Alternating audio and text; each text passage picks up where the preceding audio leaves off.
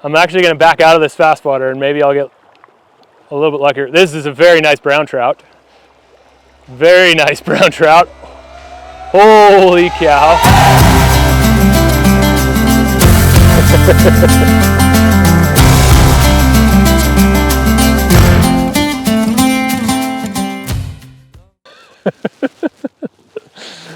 All right, let's get serious for a moment. Let's talk some flies. So, my name's Devin Olsen, and I am a Signature Tyer for Fulling Mill. I also run a fly shop, a business called Tactical Fly Fisher, where I focus kind of on trying to teach people higher level techniques to help them catch more fish. And so today, we're going to talk about a few of my patterns. We are, just to give you a little background, we're fishing a couple of micro leader rigs. I've got a deep run in front of me. So I'm starting with a dry and actually a couple droppers that we used in a run below, and then I'll probably go to a straight Euro nymph rig on the same type of leader. But let's talk about a few of my patterns. So I tend to have more or less sort of 4 categories of patterns that I fish. And those are broken up kind of more into the style of body that they have than any other characteristics. So I fish a lot of Perdigons. I fish some nymphs that have a body that's a little less smooth, maybe like dubbing or say like a pheasant tail body, something that's just a little bit rougher. And then I have flies that have soft tackles on them. So like a CDC soft tackle up front is something that I fish on a lot of my flies, something like a Blowtorch, for example. And then I'll have flies that are just big attractor flies that have a ton of surface area that often sink quite slow. Now, what's the difference in all those patterns? It is the surface area of the body and the resulting sink rate. So much of what I do is various styles of European nymphing and or dry dropper work due to my background in competitive fly fishing. And in those styles of fishing, I'm not relying on split shot to get my flies down. If I'm nymphing, I'm relying on the weights of the flies. Well, there's more than one way you can change your sink rate though, and that's not just in the weight of the pattern, it's also in the specific body configuration. So in a Perdigon, we have a very simple fly that has a body that's covered in resin. It has no appendages except for maybe a little tail, just a couple of fibers. So there's almost nothing to slow the sink rate of that fly. And a Perdigon in Spanish means pellet. And they call it that because it sinks like a pellet. That's the literal reason why they're called Perdigons in the translation. And that is the category of nymphs that I fish that sinks the most. Then you have those nymphs that are have a little bit on the body, like I say, just a little bit of a feather body or some dubbing. Those have a little more surface area, not a lot more, but enough that you will notice a slower sink rate. So something with like a hare's ear or a pheasant tail, or a fly I have coming out in the 2025 catalog called the doppelganger pheasant tail. Those would be good examples of that.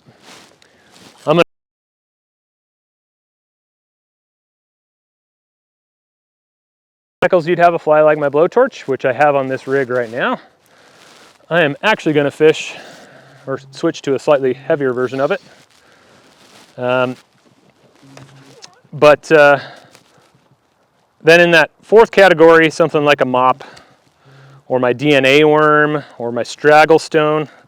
The DNA worm is already in the Fulling Mill catalog and the stragglestone will be in 2025. Those nymphs, not only are they big, bright attractor patterns a lot of times that pull fish from a long ways, but they also have a lot of surface area, so they tend to sink slower. Now, each of these patterns are useful in different contexts, so I can adjust the sink rate of my rig not only by switching the bead size, but then I can have intermediate sink rates simply by changing the style of the body. So if I'm getting down in a run, oh, hello geese. I'll wait for you to stop honking.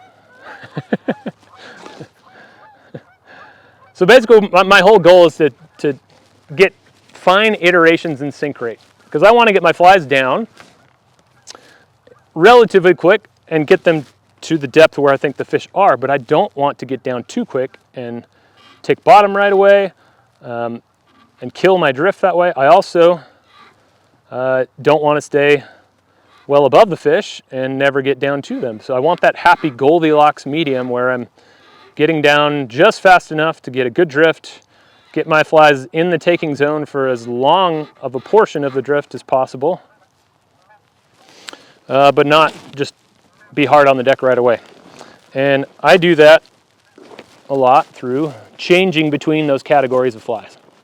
So those are the 4 basic categories of flies that I have, and they are, within those categories I have lots of different variations of patterns that I like depending upon the specific circumstances. A lot of them are kind of more attractor based. They're brighter, have what I call pulling power, so they bring fish from a longer distance to the fly.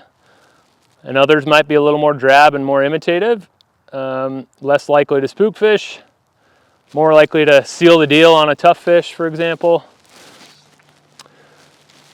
All right, so on my line I do have a hare's ear blowtorch and a Pliva Perdigon. Let's talk specifically about those 2 patterns just for a little background. The Pliva Perdigon came from the 2015 World Championships in Bosnia, where we were fishing the Pliva River, hence the name. And a lot of the patterns locally there on their limestone kind of spring rivers that they fish featured olive bodies and a little bit of extra color, some sort of hot spot or flash. And as I was looking at a lot of those local patterns that were not Perdigons, I thought about creating a Perdigon version of them to get down in some of the faster portions of the river. So I took some of my favorite colors of various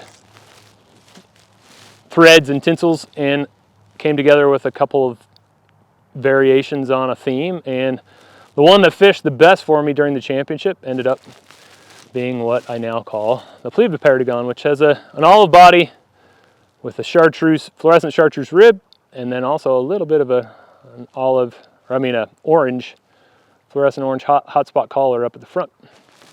And if you look at it at first glance, it's pretty darn imitative. It looks more or less like a real baetis nymph, but then it's got those added little triggers of fluorescent color in there to set it apart in the drift. And I find that it's really quite good just about anywhere, because there aren't too many trout rivers anywhere on earth that don't have small dark mayflies. There's a fish. Let's see if it ate that Pliva Perdigon. If not, it ate the blowtorch. But because it's a small dark mayfly imitation, it can often work just about anywhere because small dark mayflies are pretty nearly ubiquitous. So that's one of my favorite kind of more drab Perdigons. You'll notice a lot of my other Perdigons in the catalog are a little bit flashier, usually have some pretty bright tinsels involved and sometimes some wild colors. So I have those gradations of anywhere from pretty darn imitative to kind of more full-blown attractor, but they all still have that Perdigon body, all still have that rocket quick sink rate where I can get down in water like this with not very much weight. And lo and behold, yes, it did take the Pliva Perdigon that's up on the dropper, which makes sense because even though it's sunny, we've got a fair number of blueing olive or baetis mayflies coming off the day. And you would think that having a pretty good imitation of those in the drift would be a good choice. And apparently this rainbow agreed with that decision. Come on up here. I'm gonna try and get it upstream of my hair. There we go. Nice rainbow. Look at that sweet slab of rainbow. Thank you, Mrs. Fish, since that looks like a female.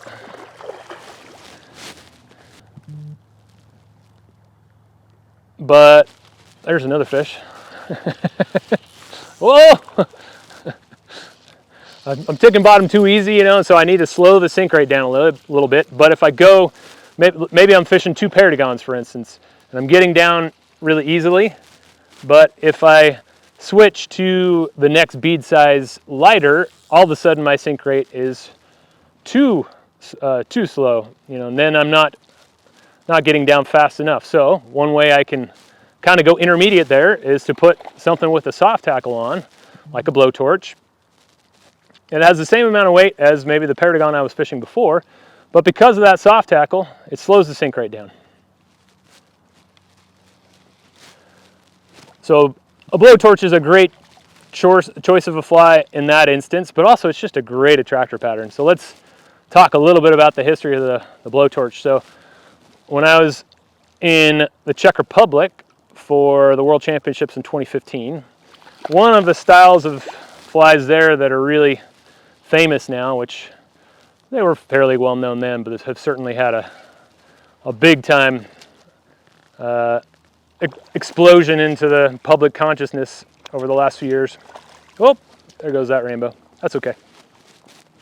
But that's the category of tag nymphs, and a tag nymph is just usually a nymph with some sort of dubbing body or other material, a soft tackle up front, and then a fluorescent tag at the back that catches a lot of attention. So in 2014, when we were there in the Czech Republic, 2015 was Bosnia, 2014 the Czech Republic, I got to keep my ears straight. But we had a guide there who was talking to us about fishing for some of the chubs that they have in the Vltava River on a few of the beats that were really slow, placid water. And one of the flies that he liked for those chubs there was a tag nymph that was peacock colored, and he had peacock curls for the body and like a wood duck soft tackle, and then that fluorescent tag for the tail. And that fly was all fine and good, but the problem I had with it was that after a couple fish, it basically was done. It was shredded. So I wanted to come up with a fly that would be more durable, but have a fairly similar color scheme that might work while we were there. So there's another, oop, that's a stick, just kidding. So I substituted a bunch of materials, kept the same concept, but found materials that have more or less the same color profile, but I could fish all day and they wouldn't get shredded. I went to some synthetic dubbing instead of the peacock curl, switched to CDC for the soft tackle, and the original sort of peacock variation of the Blowtorch is what came out of that. And that's been sort of a mainstay attractor nymph for me for a long time now. It didn't just work for the chubs there, it was great for the trout. And as I've played around with it, I've tried a whole bunch of different variations of that over the years. And one of those that's come out of it is just the hare's ear version that I'm fishing right now. And I find the hare's ear version to be great at any time, you know, like the peacock one, but especially for me, it's great if you have caddis around. So I find that I fish a lot in the summer when there's caddis hatching.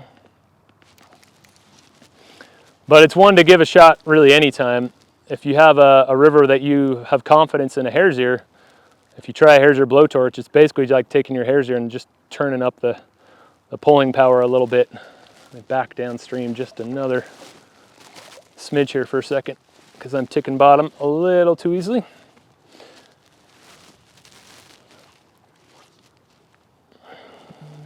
So that gives you a little bit of an idea of the history of one of my Perdigons, the Pliva Perdigon, and the Blowtorch.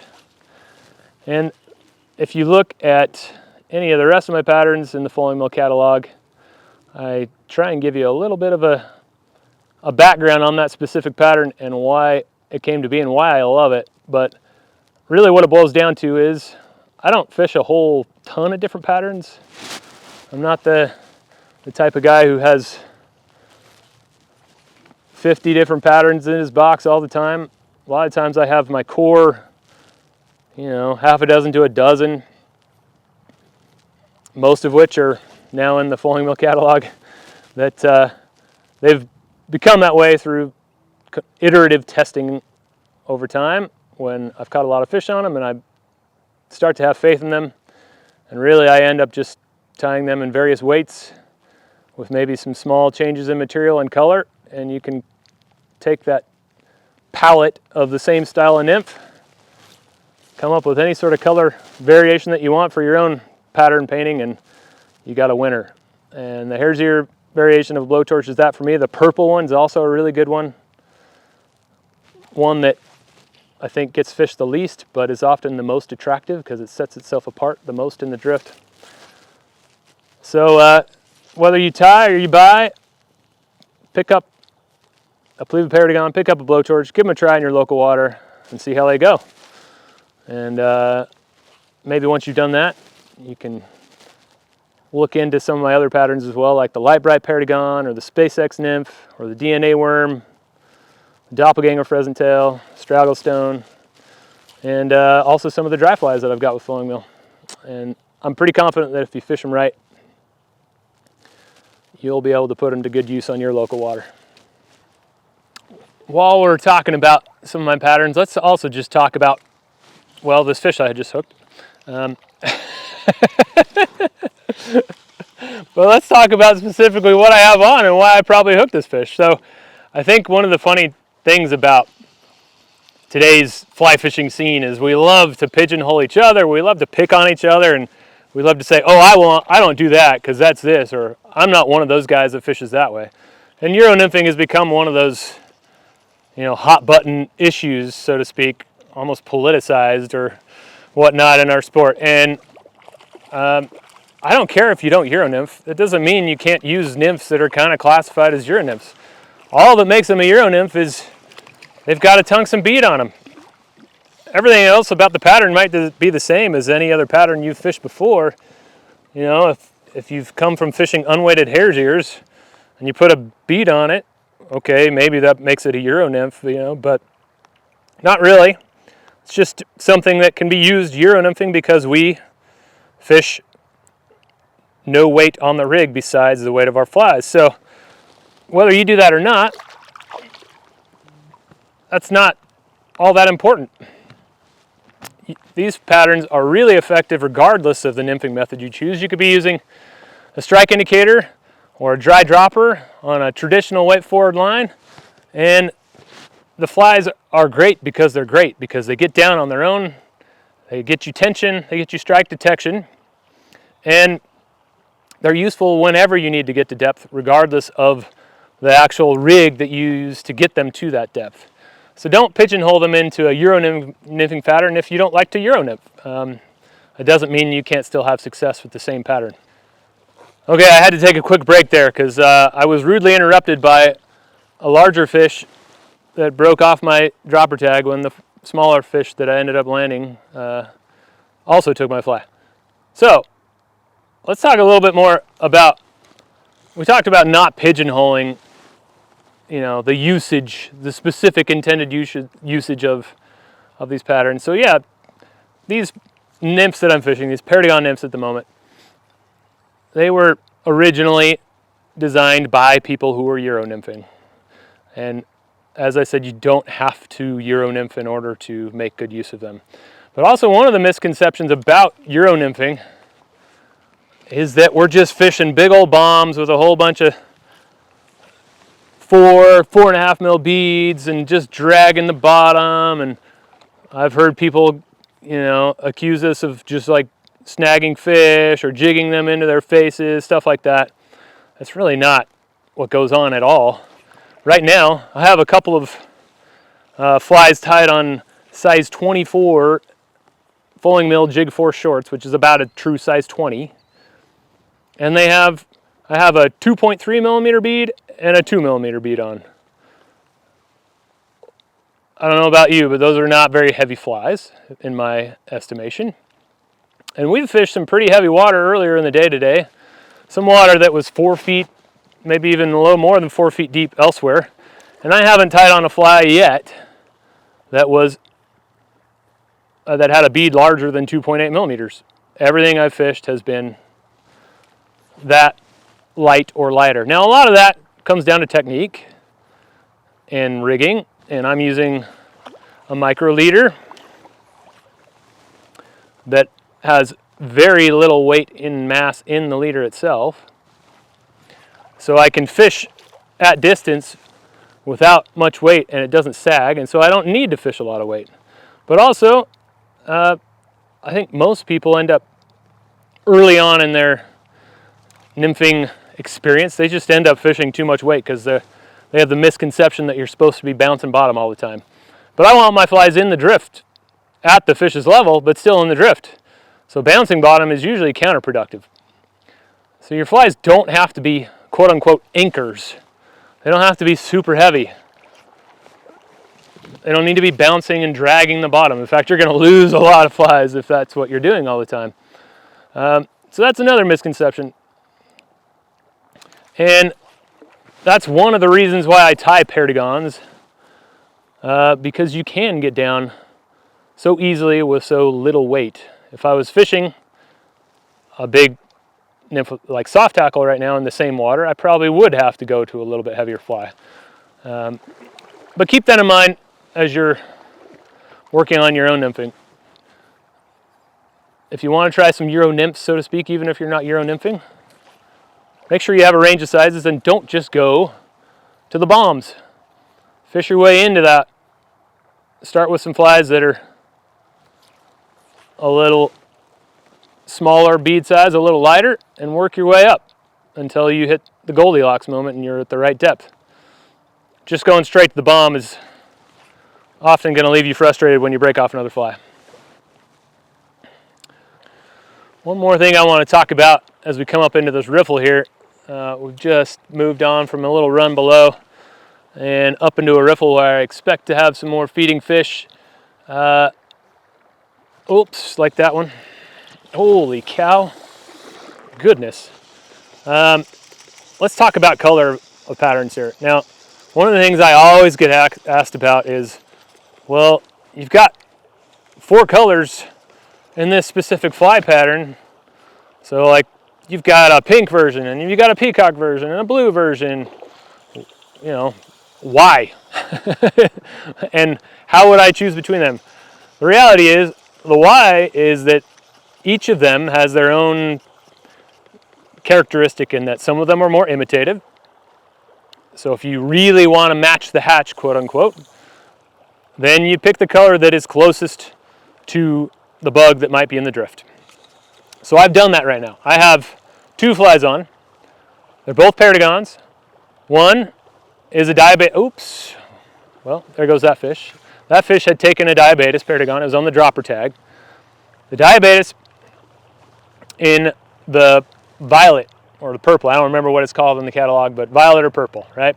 If you actually look at it, it's roughly similar to what a baetis nymph might look like underwater, but it's got a silver wire, it's purple instead of kind of charcoal or dark olive, and then it's got that bright orange hot spot up front. So it's kind of imitative, but not really. It's got a little more attractive qualities to it, a little more pulling power.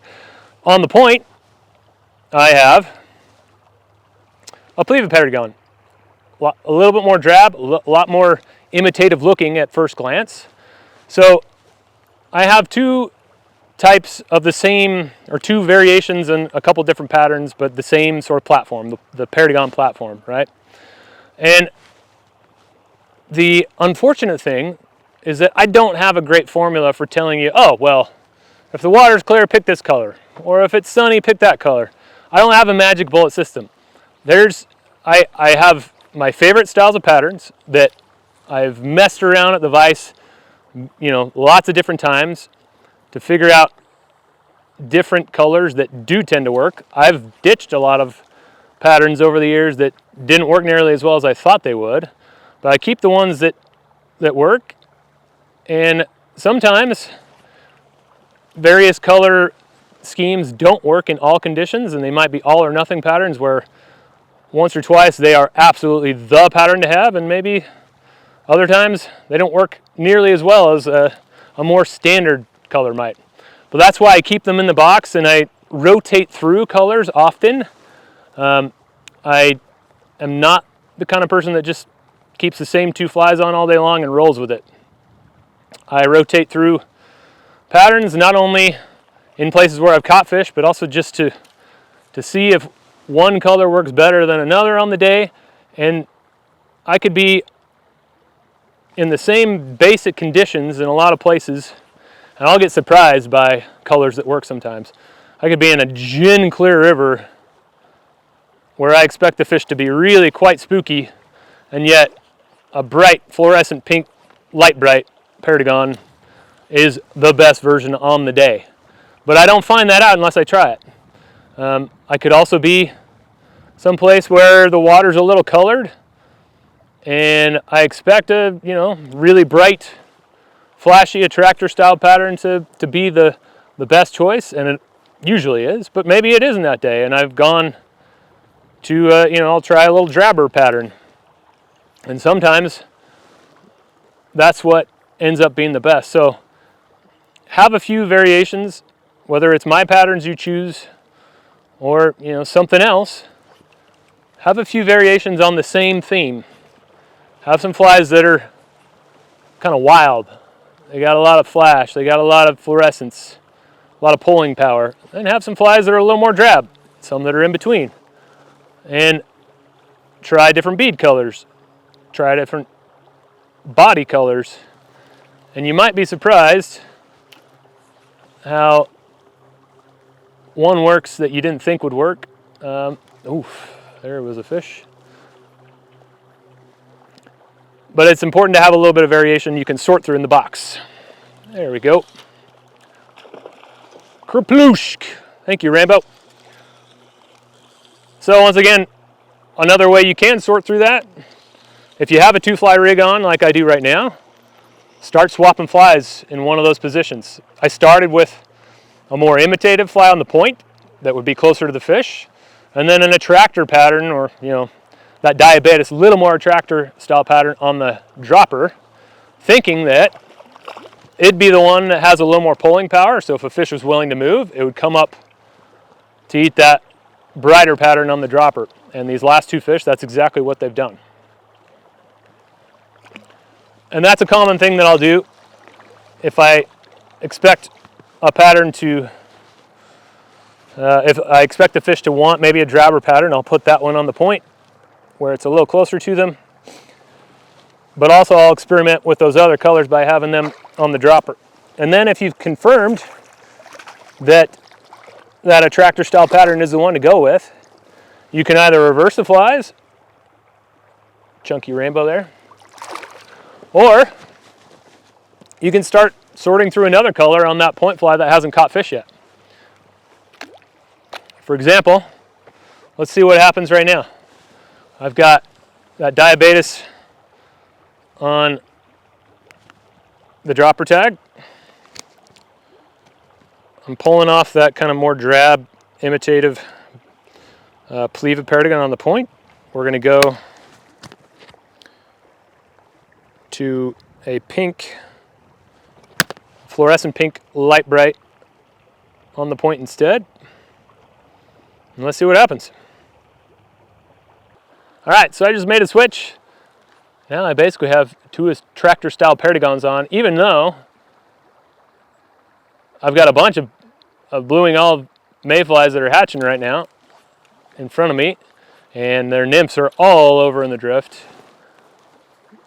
So technically you should think that the best way to cover that would be with a drab olive style Perdigon, and there's no doubt I could probably catch some fish on it, but at least on those first couple of fish, the little bit brighter baetis pattern caught them on the dropper. So let's see what happens when we have a pink light bright on the point along with it.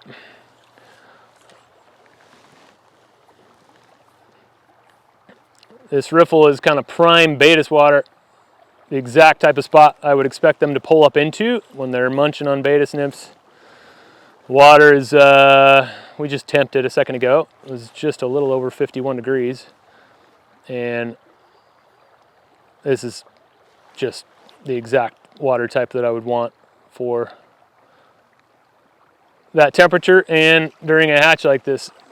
It's got a fair bit of speed, but still a cobbled bottom that allows the fish to kind of not spend too much energy being in it, but enough speed that they've got water going by them at a pretty good rate, which is going to have a lot of nymphs in it before it drops into the pool below. And I've got now two 2.3 millimeter beads on. I went to a little bit heavier because the wind is kind of kicked up. I was hoping to keep things from being blown around all over the place. And in the short instances where I'm in between gusts, I'm too heavy because I ticked bottom a couple times early on in the drift there. But now that it's gusting, I'm not heavy enough, so go figure.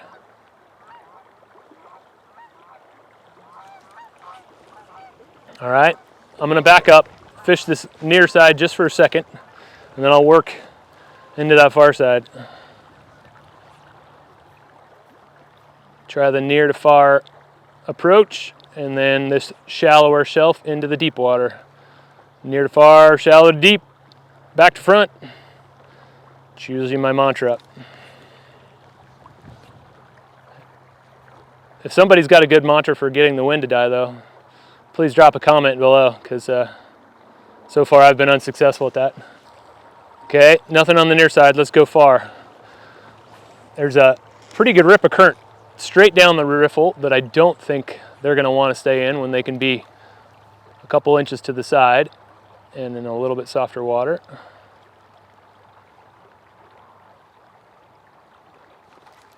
Just ticked bottom there toward the end of the drift. Oh, there we go. Oh my goodness, that was a big fish.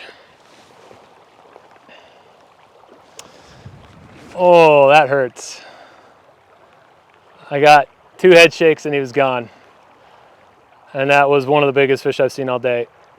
We got a giant brown this morning and it was at least in the size class that that fish was in. Okay. Let's see if there's anybody else there with him.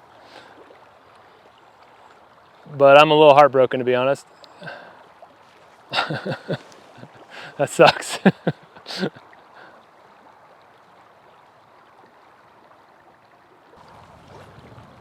I'm gonna let it stop for a second with the wind. Tell him that fish is big. All right, here we go.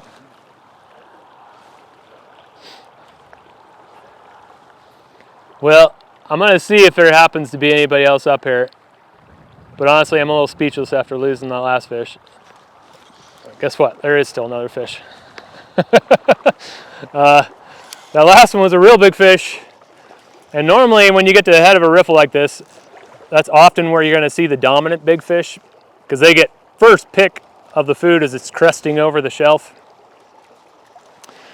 And a lot of times they don't like any other fish up there with them, so sometimes they're sort of the last fish you'll see after you've had some other fish lower in the riffle. But I just got lucky, and this one looks like another big fish. Badam has also let me know that his memory card's about to run out, so I have a little bit of extra pressure to try and land this fish quickly. We'll see if we can make it happen. I'm actually going to back out of this fast water and maybe I'll get a little bit luckier. This is a very nice brown trout. Very nice brown trout. Holy cow. And guess what it took, folks? Remember how I switched to that fluorescent light bright Perdigon? That's what it's on now. So, for whatever reason, the drab imitative approach doesn't seem to be the way to go today, even though there's plenty of drab imitative nymphs in the drift. But the baetis in that violet configuration and the light bright in the pink has gotten quite a few rainbows up until now in this run, a little brown trout, and now this very nice brown trout. And I'm trying to leverage him over to the side here, keeping the butt section of my rod a little past perpendicular to the fish. So if you go to 90 degrees, go more like 95 to 100. Any more than that, and you're going to fold the rod and potentially break it. Any less than that, and you don't have as much leverage on the fish. So I'm kind of forming that C shape to get shock absorption and leverage. Get him over here, and we'll get his head up, hopefully. Come on, memory card, hang in there. Oh, I think I can do that. There, well, no. See, I'm getting cocky. There we go. There we go, look at that fish. The pec fins on this thing are unbelievable. Well, after that last big brown trout, I went up just a little further. Got one more real nice fish here. And great way to end the video today. And, you know, think about the flies that you have a little harder. Don't be afraid to fish Euro nymphs, even if you're not Euro nymphing. Don't be afraid to fish lighter flies that aren't ticking you on the bottom all the time. And don't be afraid to try a little variety in your color schemes. You never know when an attractor style or attractor colored fly fished during the middle of a hatch might be better than the drab imitative one you thought was gonna to roll well. That's kind of what happened today. We had a drab and a flashy Perdigon on. They started eating the flashy Perdigon over the drab one, so I switched to two, you know, flashy or glitzy Perdigons, and then they started eating both of them. That last fish ended up taking the pink Liprite. So. And always kept me in the dark.